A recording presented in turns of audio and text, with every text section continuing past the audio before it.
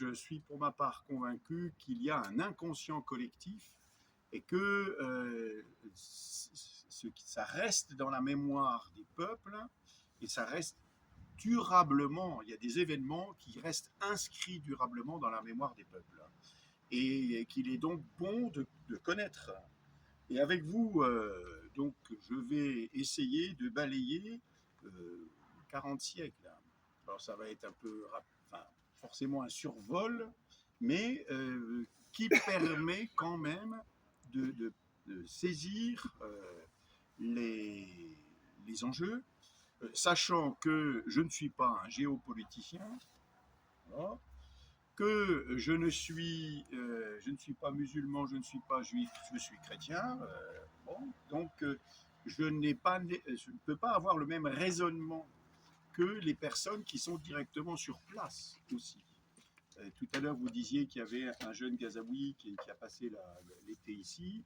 Il aurait pu dire 2 ou 3 choses. J'ai l'avantage et l'inconvénient d'être à l'extérieur. L'essentiel de ce que nous savons jusqu'au début de notre ère est quand même lié à la Bible. Et c'est en raison de ma connaissance biblique que je me permets de parler avec vous de ce pays dont on pourra se demander d'abord quel est son intérêt. Quand vous regardez concrètement ce pays, il n'y a rien. Enfin, excusez-moi, je suis un peu brutal, il n'y a pas d'intérêt économique fondamental, il n'y a pas de mine d'or ou d'argent, il n'y a pas de richesse économique.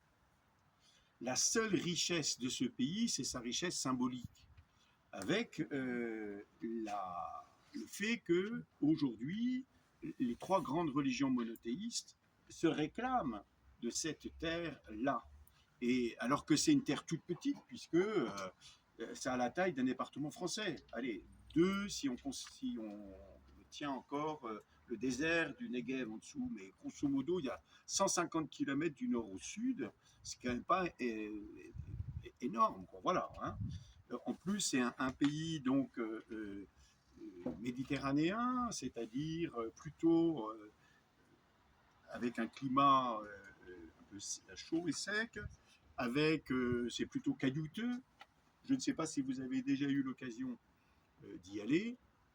Vous avez donc la côte ouest qui est la côte méditerranéenne, là, avec une plaine qui est cultivable et cultivée. Hein. Et puis il y a la montagne, au sommet de laquelle d'ailleurs il y a la ville de Jérusalem qui est quand même à 850 mètres d'altitude, ce qui fait d'ailleurs qu'en hiver il peut neiger éventuellement. Et puis tout de suite après vous avez la vallée du Jourdain de l'autre côté, qui est une vallée qui va même en dessous du niveau de la mer, puisque vous savez que la mer morte dans laquelle se jette le Jourdain est en dessous du niveau de la mer, et après c'est le désert. Le Moyen-Orient, c'est l'appellation contemporaine, alors que le Proche-Orient, c'est l'appellation ancienne. Voilà. Parce qu'en fait, on n'avait pas été beaucoup plus à l'Est par rapport à l'Europe. C'est pour ça que c'était le Proche-Orient, et qu'aujourd'hui, on s'aperçoit qu'il y a un Orient encore plus lointain, qui est l'extrême-Orient, avec l'Asie, et en particulier le monde sino-japonais. Alors, vous avez, et vous pouvez voir sur la carte, ce qu'on appelle le croissant fertile. Donc, le croissant fertile, c'est une zone qui va de l'Irak à l'Égypte. Vous avez la Mésopotamie, donc avec les 2 bassins du Tigre et de l'Euphrate. Hein. Mésopotamie, le nom veut dire le pays entre les fleuves. Voilà. Donc 2 zones riches parce que irriguées par les 2 fleuves, et on remonte aussi loin que possible les 2 fleuves, vous voyez. Hein. Et donc c'est en fait, à l'heure actuelle, l'Irak et la Syrie, et puis vous redescendez vers l'Égypte, qui est l'autre grande civilisation dont la culture est liée au Nil lui-même, Et entre les deux, vous avez donc ce petit bout de terre, voilà, qui est une terre donc de passage. Alors, il y a 4000 ans, ça n'arrête pas de circuler entre les deux. Vous avez bien sûr des zones de gens sédentaires, mais vous avez aussi des nomades, puisque une des activités principales, c'est l'élevage du mouton. Donc vous avez ce croissant fertile. euh, Abraham, on nous dit, mon père était un araméen errant. Alors Aram, eh ben, en fait, c'est la Syrie actuelle, plutôt. Donc, mais on nous dit qu'il est originaire d'Our en Chaldée, et la Chaldée, c'est donc l'Irak, c'est l'équivalent, sur votre carte, c'est marqué Elam, voilà, c'est à peu près là, la Chaldée. Et donc, il a été jusqu'en Égypte. Donc, il va, il vient, il se balade, et il y a sans arrêt un lien entre un bout à l'autre, avec des cités quand même, et ces cités qui peuvent se développer avec une culture conséquente. Donc, je ne reviens pas sur la culture sumérienne ou sur la culture égyptienne. Voilà. Ce que la Bible nous dit, c'est que Abraham s'est installé au chêne de Mambré. Le chêne de Mambré est à côté de la ville d'Hébron. Donc Hébron, c'est à une trentaine de kilomètres au sud de Jérusalem. Là, dans le récit biblique, on sent bien qu'il y a quelque chose qui est des souvenirs. Vous savez d'ailleurs que la Bible n'a pas été écrite au fur et à mesure, que les éléments à peu près sûrs d'écriture sont autour de l'an 1000 avant Jésus-Christ, et même on se demande si la rédaction ne date pas plutôt du 6e siècle avant Jésus-Christ. Donc, mais en plus, ça s'étale, hein, puisque les derniers livres que nous reconnaissons ont été écrits au 1er siècle de notre ère. Donc voilà, il y a tout un déploiement à travers les siècles, et l'histoire d'Abraham est manifestement plutôt l'histoire de la saga qu'on se raconte le soir à la veillée et qui est véhiculée de génération en génération. Il est dit d'Abraham qu'il a deux fils. Donc, d'abord, de la servante Agar, un fils qui s'appelle Ismaël, et puis ensuite de sa femme légitime Sarah, voilà, un fils qui s'appelle Isaac.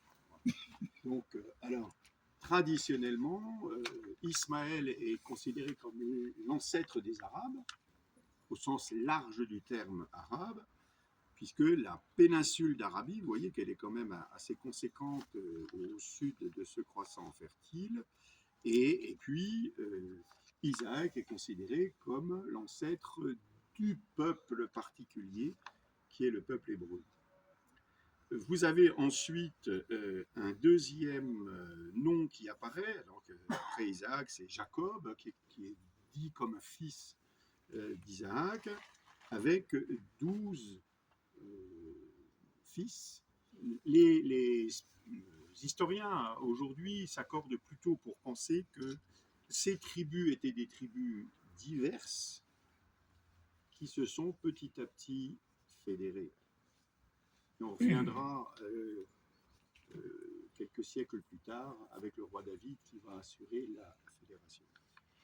Il y a aussi un événement particulier qui marque en tous les cas l'histoire du peuple hébreu, c'est la sortie d'Égypte avec Moïse, et Moïse donc qui vit au XIIIe, XIVe siècle, on n'est pas sûr, dont on appelle ça, l'histoire est racontée dans le livre de l'Exode, dans le livre des Nombres.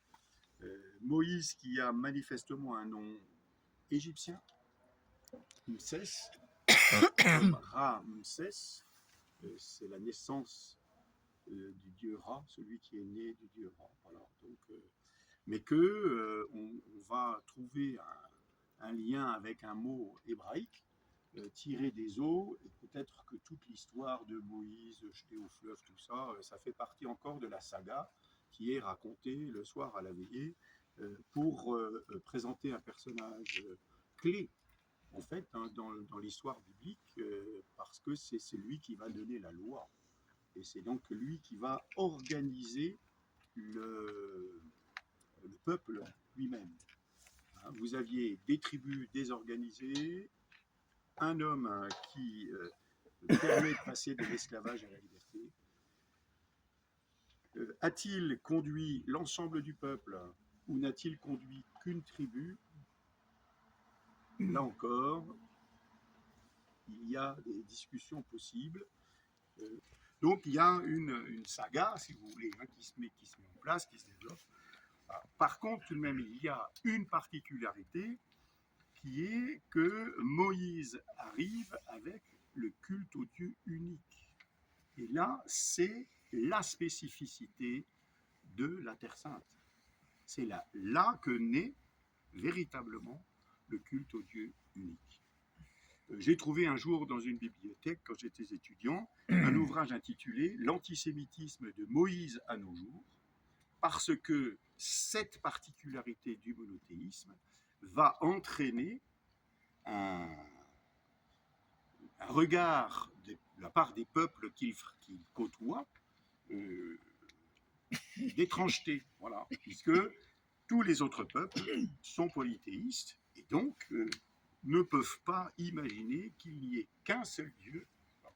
Et en plus, si vous lisez de près la Bible, vous apercevez qu'alors que dans les récits mythologiques, les divinités finalement incarnent les différentes réalités terrestres ou les émotions humaines, puisque vous avez un dieu de la guerre, un dieu de l'amour, ou une déesse de la guerre, une déesse de l'amour, ça dépend des civilisations.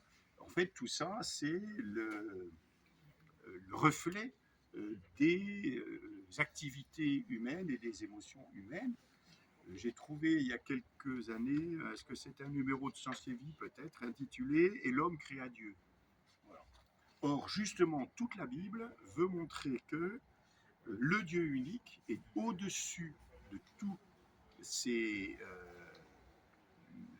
manières ordinaires de voir polythéistes, parce qu'il les transcende, et que finalement, s'il est le créateur, il ne se mêle pas à la créature.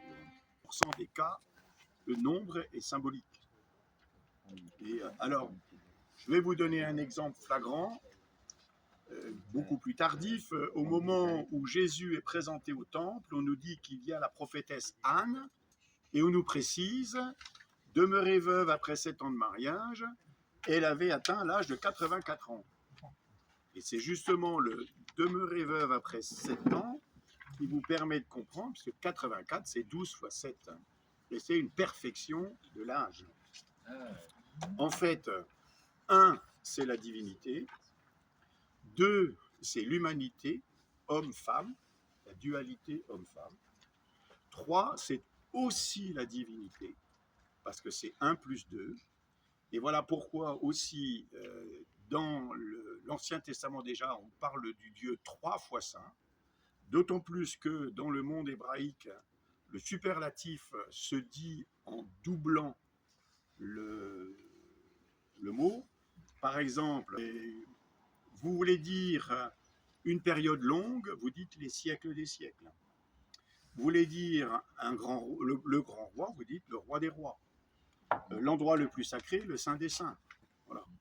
Mais Dieu est le roi des rois, ou le saint des saints, donc il est le 3 fois saint.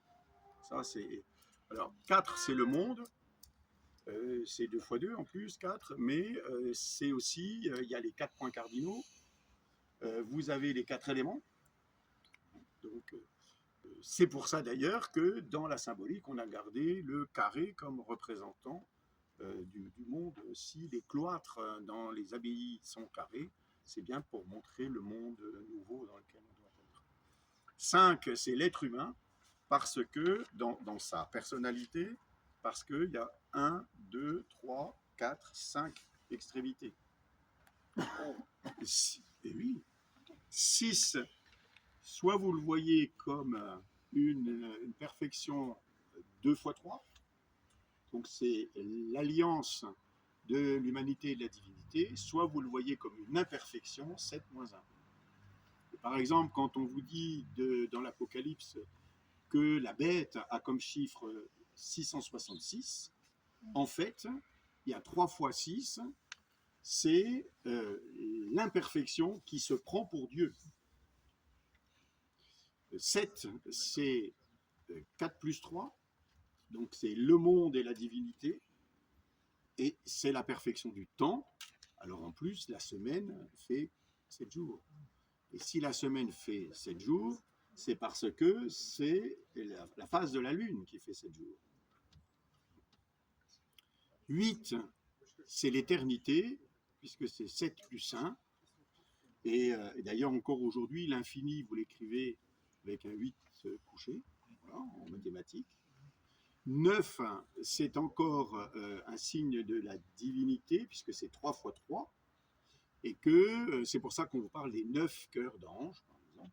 Voilà, pour vous montrer. 10, ça veut dire déjà beaucoup. 11 n'a pas de signification particulière. 12, c'est 4 fois 3. Et c'est encore une perfection, sachant qu'en plus, il y a 12 mois dans l'année. Et c'est pour cela qu'ils vont avoir les 12 tribus d'Israël, même si concrètement, on s'aperçoit que les 12 tribus d'Israël, il y en a 11 qui ont un territoire, et la 12e ne l'a pas. La tribu de Lévi, qui assure le culte, n'a pas de territoire, alors que toutes les autres sont des tribus territoriales.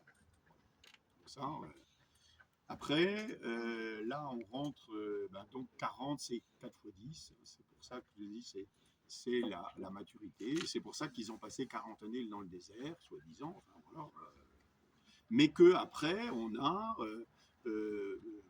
Noé qui est 40 jours dans l'arche, ou Jésus qui passe 40 jours dans le désert. Hein, voilà, c'est pour rappeler cette maturation que signifie le nombre 40.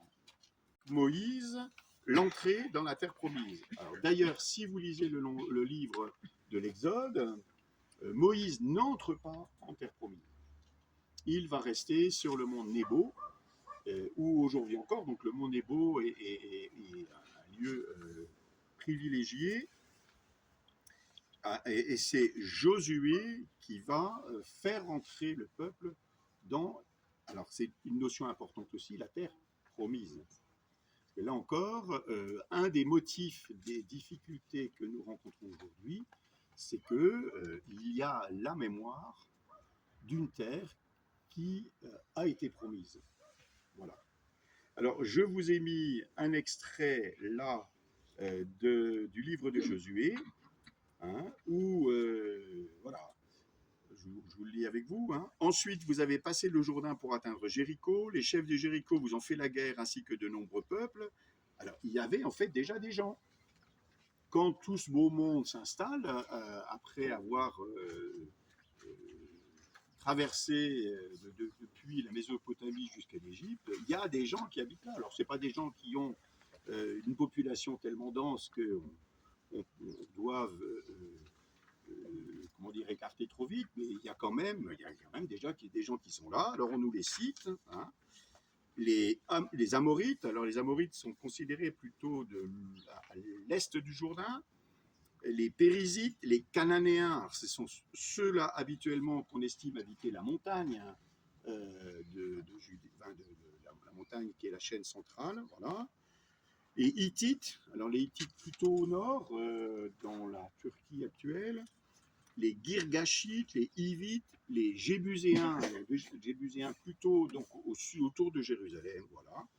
Je vous les ai livrés entre vos mains. J'ai envoyé devant vous des frelons qui ont chassé 2 des rois amorites. Ah oui, alors, ce que Dieu rappelle par la voix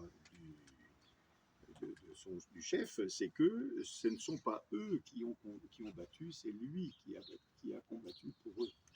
Voilà. Puisque je vous ai envoyé les frelons. Et surtout, je vous ai donné une terre qui ne vous a coûté aucune peine, des villes dans lesquelles vous vous êtes installés sans les avoir bâties, des vignes et des oliveraies dont vous profitez aujourd'hui sans les avoir plantées. Ça reste dans la mémoire du peuple hébreu. Et on verra que ça aura une incidence quelques siècles plus tard. Et alors, par contre, dans le livre des Juges, un peu plus loin, voici les nations que le Seigneur laissa subsister afin de mettre par elles à l'épreuve les fils d'Israël. Tout le monde n'est pas parti. Sont restés en particulier les Philistins.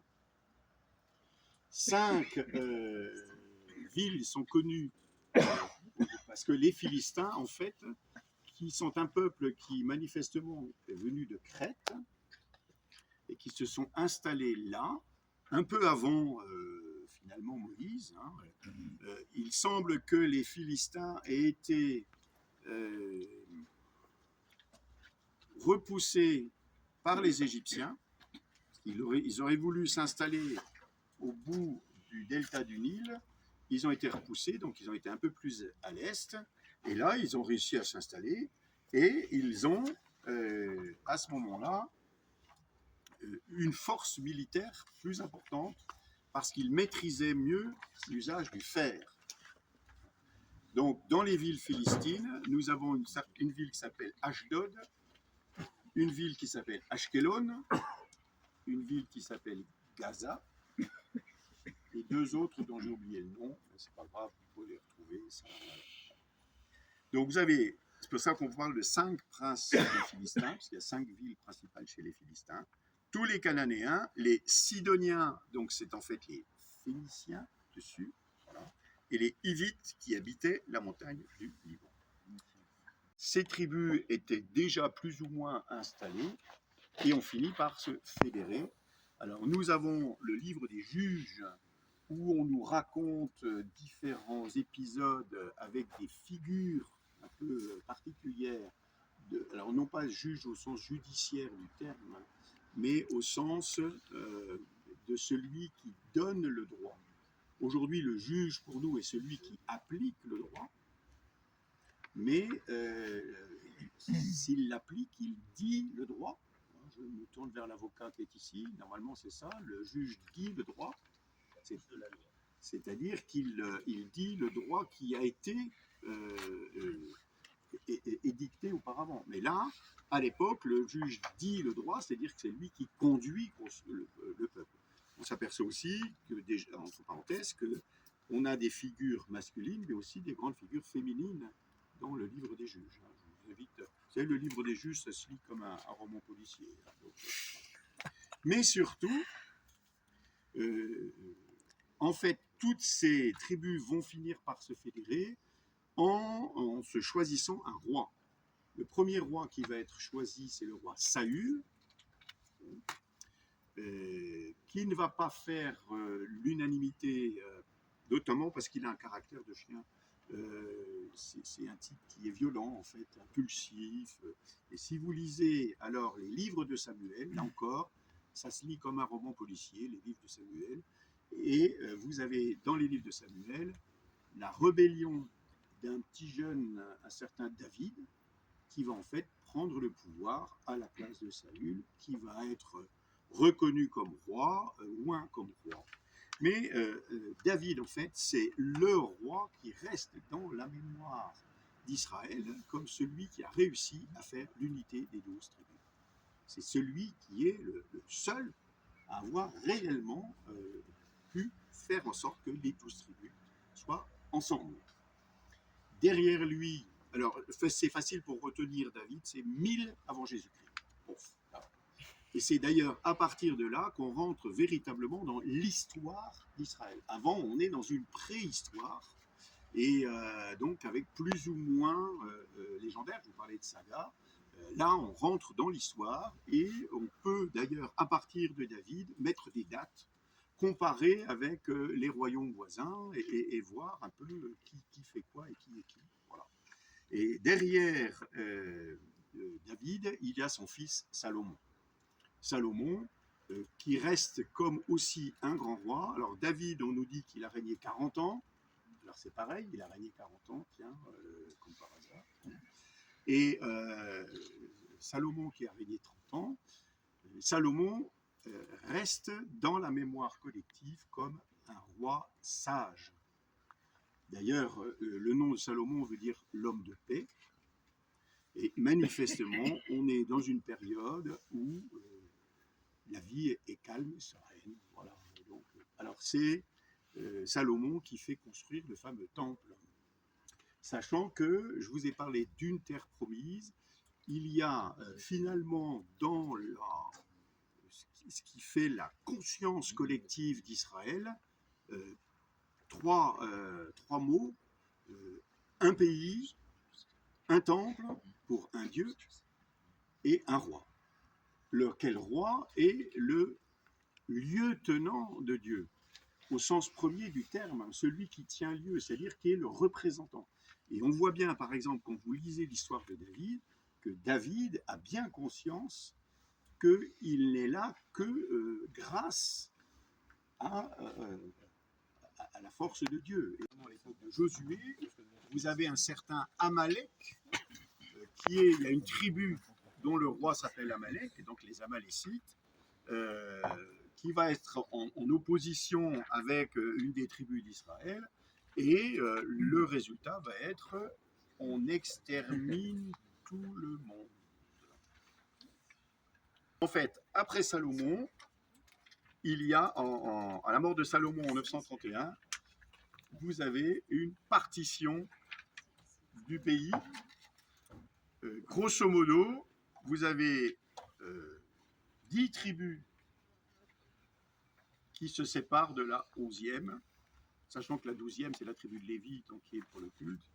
Donc vous avez la tribu de Juda qui reste autour de Jérusalem, ça va devenir la Judée, et puis vous avez tout le reste qui va prendre le nom de Israël. Voilà, royaume d'Israël, sachant que Israël, c'est le surnom qui est donné à Jacob, petit-fils d'Abraham. Voilà. Donc Israël veut dire fort contre Dieu. Donc vous avez ici sur cette carte les royaumes environnants aussi. Donc le royaume d'Israël, donc qui va du lac un peu au-dessus, enfin c'est les monts, le mont Hermon par là-haut. Tout au nord. Tout au nord, le mont Hermon, et qui s'arrête grosso modo à Jéricho. Ensuite, vous avez le royaume de Juda avec autour de Jérusalem et le sud jusqu'à Beersheba. Vous avez à l'est donc le royaume d'Aram. Je vous ai dit, mon père était un araméen héron, voilà, donc c'est-à-dire la Syrie actuelle avec Damas. Vous avez un royaume d'Ammon et de Moab. Alors, sachant que dans le récit biblique, on nous présente Ammon et Moab comme étant les, bonjour Nicolas, les deux fils de Lot, voilà, qui est le neveu d'Abraham. En fait, si vous lisez le récit biblique, vous vous apercevez que la volonté est de montrer qu'il y a des liens entre tous les habitants de ce territoire, des liens qui remontent plus ou moins haut. Et puis vous avez le royaume d'Édom, sachant que Édom, c'est le nom d'Ésaü, Ésaü, le frère de Jacob officiellement, voilà, celui qui aurait vendu son droit d'aînesse, enfin, bon. Et avec Pétra, les Nabatéens. Et puis vous avez à l'ouest les États philistins.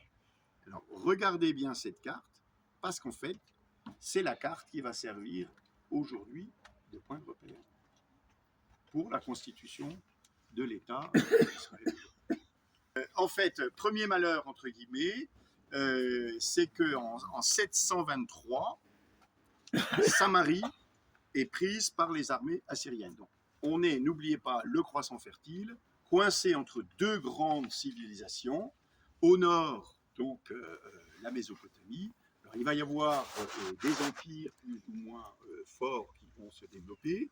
Le premier empire, ce qu'on va appeler l'Assyrie, qui va conquérir, et qui va conquérir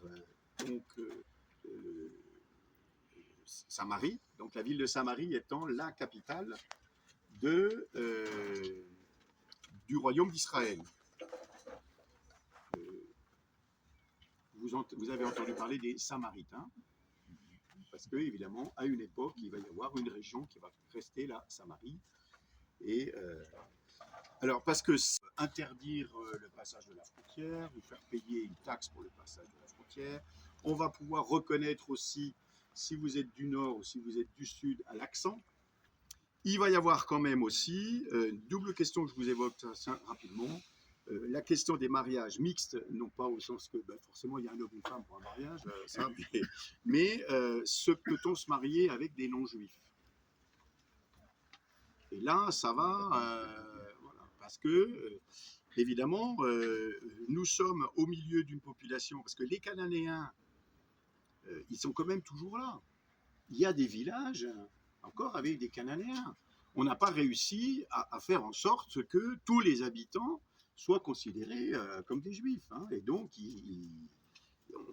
même s'il y a la religion officielle du royaume, eh bien, voilà, est-ce qu'on peut se marier avec les païens?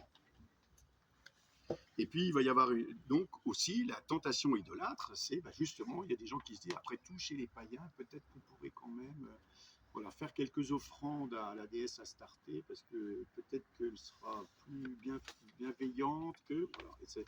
Et c'est un combat permanent que de la pureté, si je puis dire, de la religion. Et le non-juif, quand oui. est-ce qu'il apparaît? Alors, beaucoup plus tard. Ah, à cause de Judas. En fait, le nom juif vient des Judéens. Mais là, en fait, il faut attendre le Christ. Moi, c'est vrai que j'ai employé le terme juif, mais peut-être trop hâtivement.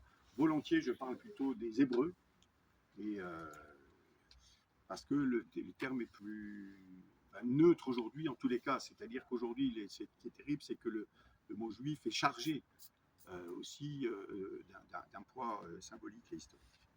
Le joug assyrien, en fait, ils n'auront que 140 ans de répit, et il va se développer un autre empire qui est l'empire babylonien.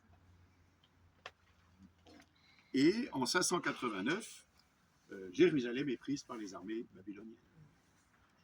Donc là, en fait, 589 avant Jésus-Christ, c'est la fin de l'indépendance politique du peuple d'Israël.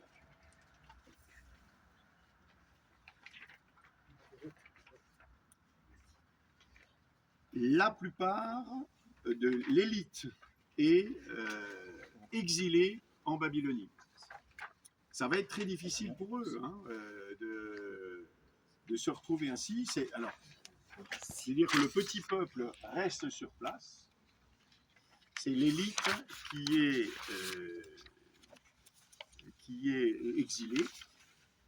Et d'ailleurs, un homme comme le prophète Jérémie, parce que c'est à cette époque-là, va leur dire, écoutez, installez-vous. Parce qu'évidemment, quand il y a la chute de Jérusalem aux mains des armées babyloniennes et l'exil, ils se disent, bon, il y en a pour 2-3 ans, puis voilà, puis on revient là. Hein. Et puis non, on ne revient pas. Et donc, c'est pour ça que Jérémie va leur dire, ben non, installez-vous. Installez-vous. Et il y a peut-être quelque chose de la volonté de Dieu qui s'exprime à travers cet exil. Et ce qui fait d'ailleurs que c'est le début de ce qu'on va appeler la dispersion, ou en grec la diaspora, et avec des familles juives qui vont s'installer, donc, notamment en Babylonie, mais aussi en Égypte. Et vous avez un lieu de développement de la religion juive qui va être Alexandrie. Donc voilà, c'est le démarrage d'une expansion territoriale de la religion monothéiste, où on se réfère à Adonai, le seul et unique Seigneur. Je vais, bref, alors, donc oui, si je vous mets qu'en 538, en fait, ce sont les Perses qui l'emportent sur les Babyloniens, les Perses étant les Iraniens actuels, si vous voulez, et donc, Cyrus, roi de Perse, va avoir une politique différente des prédécesseurs babyloniens en disant, écoutez, vous pouvez rentrer chez vous, du moment que vous payez l'impôt, c'est bien. Mais la province, finalement, autour de Jérusalem, va être une province comme les autres, alors dirigée par un satrape. Alors aujourd'hui, le satrape, c'est un nabab, non, c'est ça, un satrape, vivre comme un satrape. Oui, un peu. Mais ça vient de là, vous voyez, 6e siècle avant Jésus-Christ. Ensuite, vous avez au 4e siècle avant Jésus-Christ le grand Alexandre.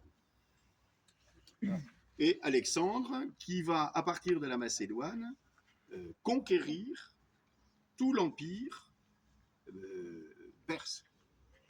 Et vous avez donc là la carte des conquêtes d'Alexandre. Alors, sachant que Alexandre meurt 10 ans après, hein, jeune, hein, puisqu'il avait 30 des poussières quand il est mort, non? Voilà. Et que ses collaborateurs vont se partager aussi son empire. Voilà. Et vous avez alors deux grandes dynasties qui vont se retrouver avec le territoire de la Judée sous leur autorité, que sont les Lagides pendant 150 ans, puis les Séleucides pendant une cinquantaine d'années.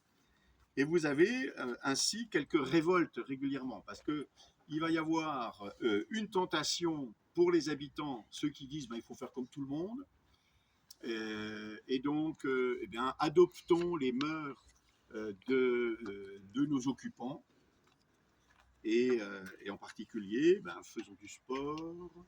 Alors vous savez que le sport à l'époque se pratique nu. Le mot gymnase veut dire l'endroit où l'on est nu, gymnos, nu. Et alors évidemment, puisque une des marques de l'appartenance au peuple hébreu, c'est la circoncision, si je puis dire, ça se voit comme le nez au milieu de la figure. Voilà. Et on nous rapporte, hein, dans le livre des Maccabées, que certains se refaisaient le prépuce, voilà, pour pouvoir être comme les autres. Alors vous avez la révolte des Maccabées, qui va être quand même matée d'une manière un peu semblante, mais qui va quand même aboutir à une relative autonomie politique, relative, avec un roi qui va être toléré, mais qui n'aura pas réellement de pouvoir, puisqu'on est toujours sous la domination grecque. Au point que, au 1er siècle de notre ère, voilà qu'il y a une puissance qui est en train de monter, et on se dit, mais peut-être que eux, ils vont nous apporter la liberté. Et eh bien, l'on fait appel aux voisins de l'Ouest, que sont les Romains. Voilà. Et en 63 avant Jésus-Christ, Jérusalem est prise par Pompée. Pompée aussi, les Romains vont essayer d'aller jusqu'en Égypte. Hein. C'est là où il y a le problème avec Cléopâtre et Cléopâtre.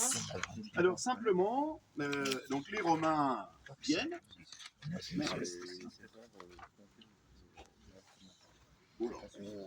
Alors, les Romains ont quand même bien conscience que la population principale de ce territoire est une population singulière qui a son culte à elle, ses règles de vie à elle, et comme ils veulent la tranquillité, eh bien, ils décident d'accorder un statut particulier aux Juifs. Mais on voit bien, alors là, c'est une période que nous connaissons davantage, puisque c'est la période de naissance du christianisme, vous avez en fait plusieurs catégories de personnes à l'époque. Ceux qui disent c'est tout, soyons romains avec les Romains. Donc c'est plutôt les Sadducéens qui sont un peu collaborateurs. Voilà. Et puis vous avez ceux qui disent ah non, il faut absolument éliminer l'occupant romain. Ce sont les zélotes qu'on peut assimiler à des terroristes en fait, hein, qui mènent des coups de force de temps en temps. Et puis, vous avez la majeure partie de la population qui fait le dos rond et qui attend que ça se passe.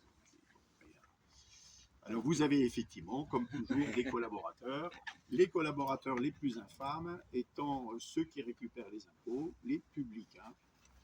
D'autant plus qu'à l'époque, le publicain paye l'impôt d'avance et récupère en faisant payer les taxes après. Donc, évidemment, il est riche puisqu'il a possibilité de payer d'avance. Et en plus, il se rembourse convenablement. Nous, c'est le contraire. Alors, on les dépense avant. Alors, il y a régulièrement des révoltes. Il y a une révolte en l'an 70 de notre ère, et du coup, l'empereur Titus détruit le temple. Vous en avez les traces sur l'arc de triomphe de Titus, qui est près du Colisée, où on voit en particulier représenter le chandelier à 7 branches, qui est... voilà. Et puis, en 130, même le nom de Jérusalem est rayé des cartes. Et la ville s'appelle Aelia Capitolina. C'est sous Adrien. Et même un peu plus loin, on transforme encore le temple en temple de Zeus. C'est fini, F-I-N-I. Donc, plus d'autorité politique, plus d'autorité religieuse. Le peuple hébreu a perdu tout ce qui faisait plus de pays qui lui soient propres, plus de sanctuaires qui lui soient propres, plus de rois qui lui soient propres. Ces trois grands axes sont terminés. Et voilà, depuis l'an 135, c'est anéanti. Donc, alors, vous avez des gens qui restent, bien sûr, sur place, qui continuent, et puis les autres qui vont essayer de chercher fortune ailleurs. N'oublions pas, je vous le disais à propos du croissant fertile, les êtres humains bougent finalement beaucoup plus facilement qu'on ne le pense, et dès qu'il y a une nécessité, ils bougent. C'est ce que font les habitants de ce pays. Alors, l'autorité romaine qui se réclame comme héritière du peuple hébreu, qui dit être le nouveau peuple élu et qui dit vouloir bâtir la nouvelle Jérusalem. Alors, vous avez en l'an 313 l'empereur Constantin qui reconnaît, qui tolère toutes les religions et donc notamment le christianisme. Voilà.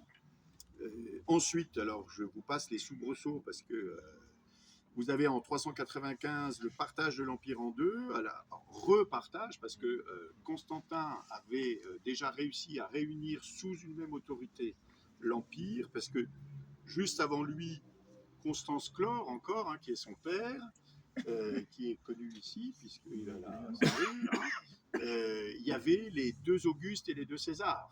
Voilà, donc il y a un quadriumvirat. Et donc Constantin avait réussi à éliminer ses concurrents potentiels pour faire une seule unité. Ça ne va pas durer très longtemps, enfin si quand même un siècle. Et puis en l'an 476, la chute de Rome sous les assauts des barbares, mais le maintien de l'Empire romain d'Orient. Et à ce moment-là, au 7e siècle,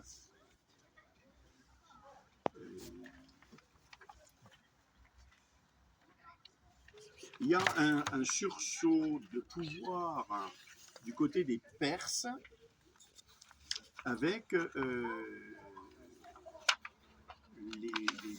les Perses qui arrivent de l'Est, qui prennent Jérusalem en 614. Entre parenthèses, ils n'ont pas touché à l'église de Bethléem, parce que sur le portail de l'église de Bethléem, il y a une représentation des rois mages qui sont avec le bonnet phrygien. Et les Perses disent, ça c'est des gens qui viennent de chez nous, donc on n'y touche pas. Voilà. Donc c'est comme ça que l'église de Bethléem va être sauvegardée et qu'elle est aussi antique. Alors, les Perses vont quand même occuper jusqu'à l'Égypte. Donc, encore, vous voyez, on est toujours dans ce basculement entre la Mésopotamie et l'Égypte.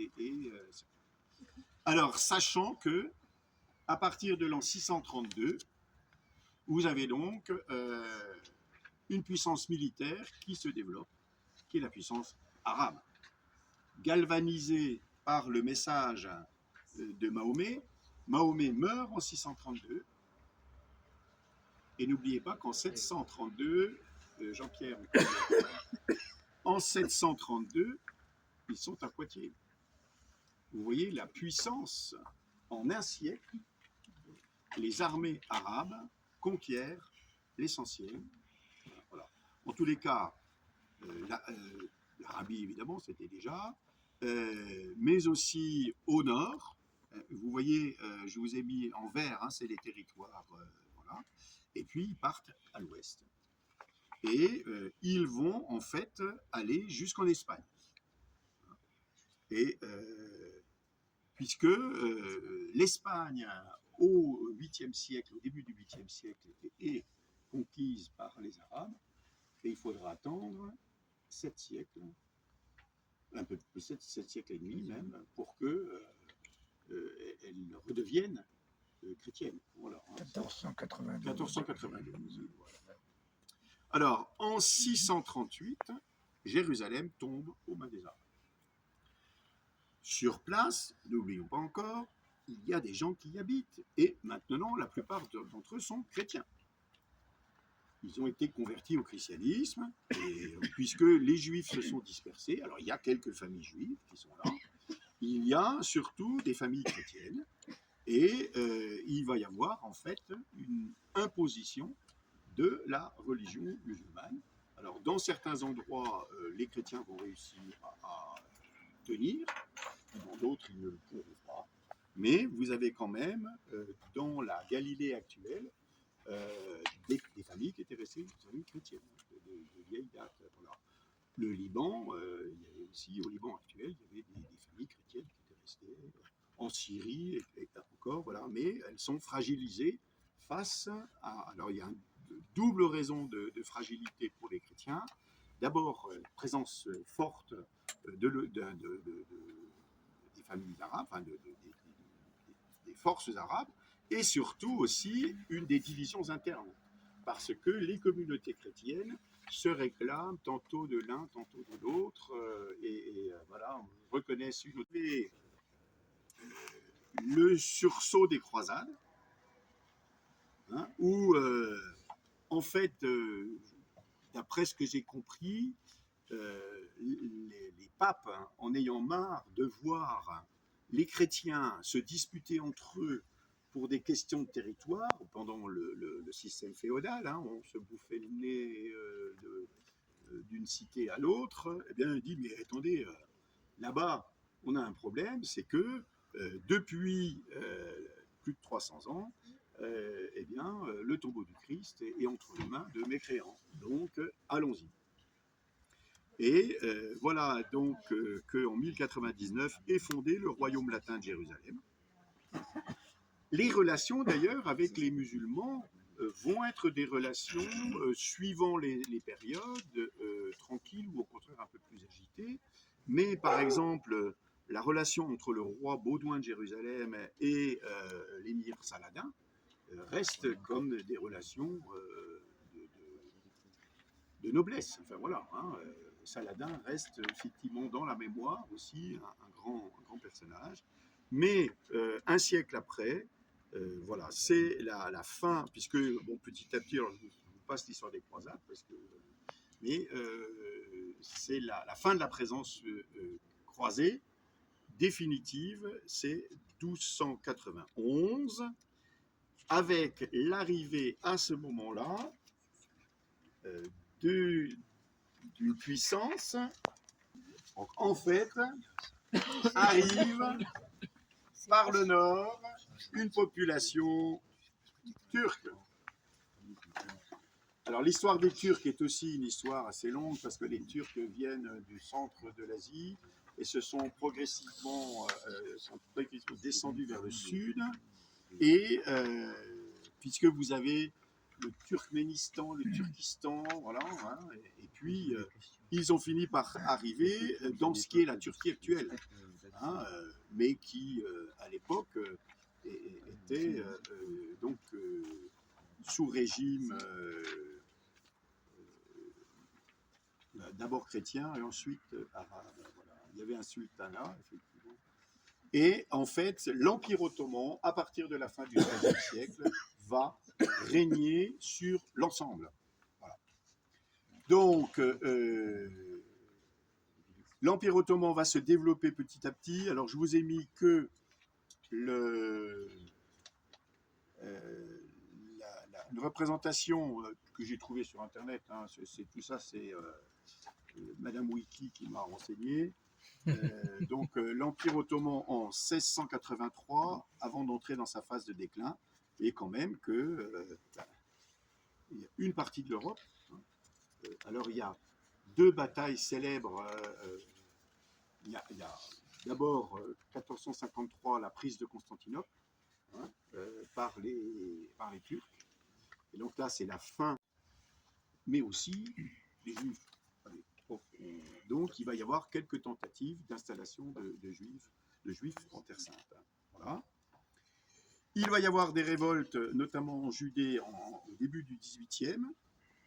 Vous avez Napoléon qui arrive à la fin du XVIIIe, mais on sait bien que la présence française est quand même très courte. Et puis, vous avez, dans la première moitié du XIXe, il y a tout le courant donc sioniste. Alors, la guerre de 14 éclate. Vous savez que les Ottomans ont la bonne idée de se mettre du côté des Allemands. Et quand l'Empire allemand va céder, l'Empire ottoman avec.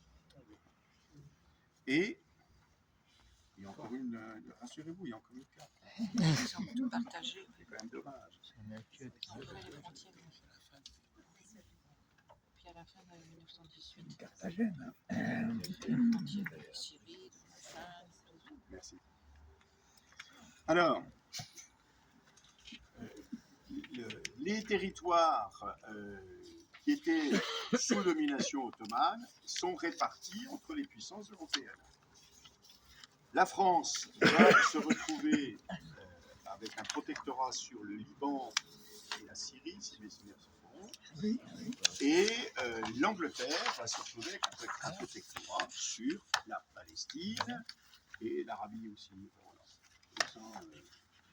Alors, il y a déjà des propositions avant même cette partition, hein, puisque en 1917, vous avez une déclaration, dite déclaration de Balfour, où les Anglais incitent les Juifs à venir s'installer. Mais en fait, c'est déjà dans un but d'instabilité politique.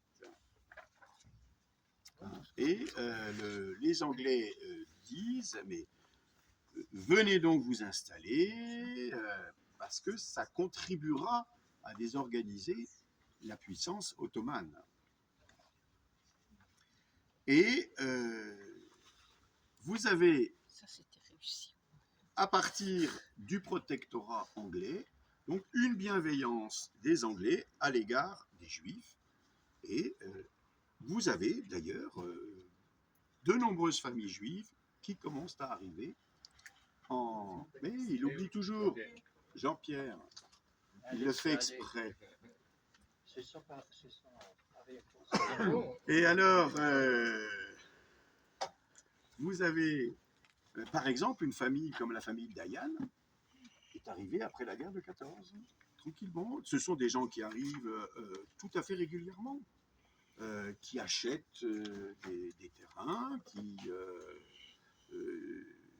voilà, au visa, enfin, etc. Il y a pas, ils viennent et qui se mettent à développer aussi.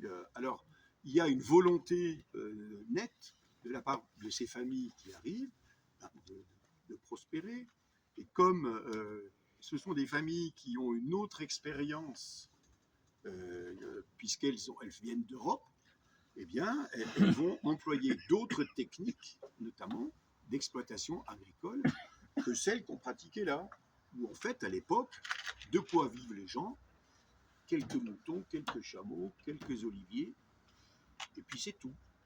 Et là, en particulier dans la zone autour de Tel Aviv, là, il va y avoir bien de développement de l'agriculture.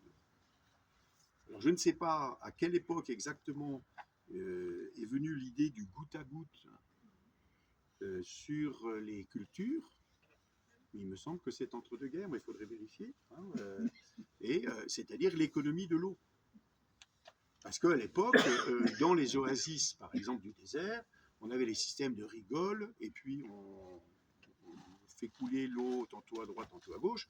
L'inconvénient de la rigole, c'est que si ça passe en plein soleil, l'eau est évaporée. Et tandis que là, avec le système des tuyaux, l'eau qui arrive directement sur la plante, on a une économie de l'eau. Et, alors, il y a un premier plan, déjà quand même, de pouvoir organiser une zone plus privilégiée où les familles juives pourraient s'installer. C'est la carte que vous avez à gauche. Et vous avez une zone, voilà, la Galilée, si vous voulez, un peu, hein, autour de Nazareth, tout ça. Là, c'est un plan qui ne sera pas mis en œuvre, hein, de 1938. Voilà. Mais vous avez quand même des manifestations entre-temps, hein, puisque les Anglais ont dit mais venez, sauf que c'est toujours pareil, quand vous 1929, 1936, voilà, qui amène donc à l'idée d'une partition. Et puis, il y a le drame de la guerre de 39-40. Enfin, déjà, de l'attitude nazie, hein, il y a le drame donc, de la Shoah, qui fait que la société internationale comprend que vraiment la situation des Juifs est dramatique, et de nombreuses voix s'élèvent en disant, eh bien, le plus simple est peut-être qu'on leur permette de vivre dans ce pays où ils étaient il y a quelques siècles, il y a 2000 ans. Hein. Voilà. Alors, il y a l'affaire de l'Exodus en 1947, mais je n'ai plus tous les éléments. Et finalement, alors le problème, c'est que les Anglais, dans tout ça, ce sont eux qui ils ont fichu à la porte les Français. Et alors, à l'armistice, les Anglais ne savent plus quelle attitude avoir. Parce qu'en fait, ils ont dit oui à tout le monde. À l'époque, pendant les années 30, vous avez le fameux Laurence d'Arabie, là, hein, voilà, mais les Jordaniens disent ben non, mais nous, il faudrait. Voilà, ben, ah oui, pourquoi pas. Enfin, donc, en fait, les Anglais disent oui à tout le monde. Et ils sont tellement coincés que, ils finissent par partir. Alors le drame, c'est qu'ils sont partis comme ça, du jour au lendemain, en mai 1948.